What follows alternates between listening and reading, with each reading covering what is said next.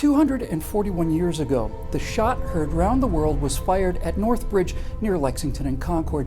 Now, the British people have unleashed a vote heard round the world. I believe this seismic event may turn out to be the best, the most important revolt to take place in our lifetimes.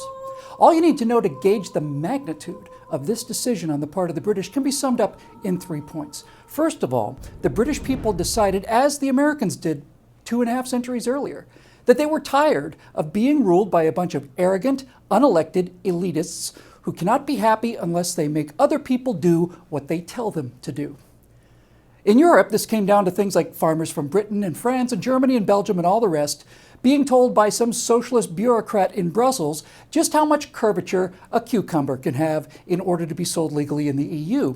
There were regulations concerning the height of swing sets and rotational speeds that are both determined and enforced on playground roundabouts, but not for Britain, not anymore.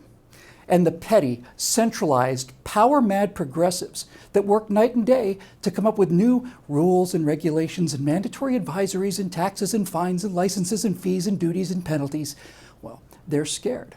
As a matter of fact, they're terrified. The BBC and other elitists fought this tooth and nail before the vote, and they are fighting much harder now. You know, stories of people who regretted their vote or didn't understand what they were voting for, and so on and so on and so on. It's an attempt to do what progressives always do, win or lose, and that is use isolated examples as social proof that everything that they want is a human right and everything they don't want is racist insanity.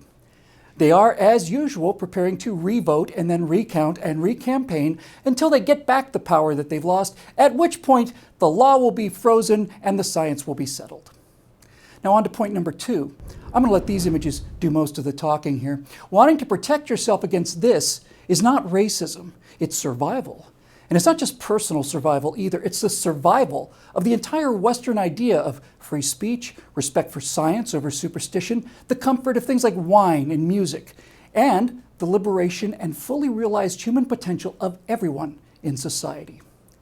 Now, as we saw in the aftermath of Orlando, progressives call the aggressors in these clips the victims, while the actual victims are slandered as racists and bigots.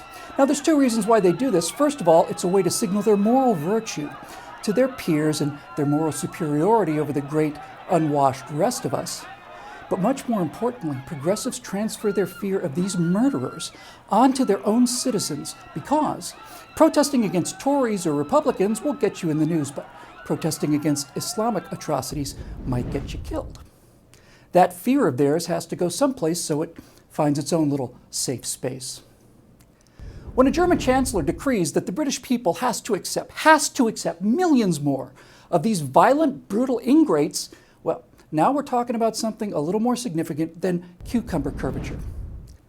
But the most important lesson from the Brexit vote by far is the realization that this slide into gray bureaucratic collectivism led by a small cadre of heartless, soulless, resentful, vindictive, and power-mad busybody incompetence, that slide is not inevitable. The United Kingdom, which is so much further down the road to socialist economic sclerosis and multicultural rape and honor killings than we are, simply decided to say no, stop, and turn around. So, this Independence Day, Americans have been shown that the little people, the common people, can simply wake up and just say no to these collectivist, parasitical bastards and take their own country back. Now, as a gift to America on her birthday, this invisible beacon from Britain may even surpass the magnificent steel and copper one given to us by the French, if we have the courage to open our eyes, see its light, and then follow it back to freedom. We need your help to keep these messages coming. If you want to help us make a difference, please go to billwhittle.com and become a member.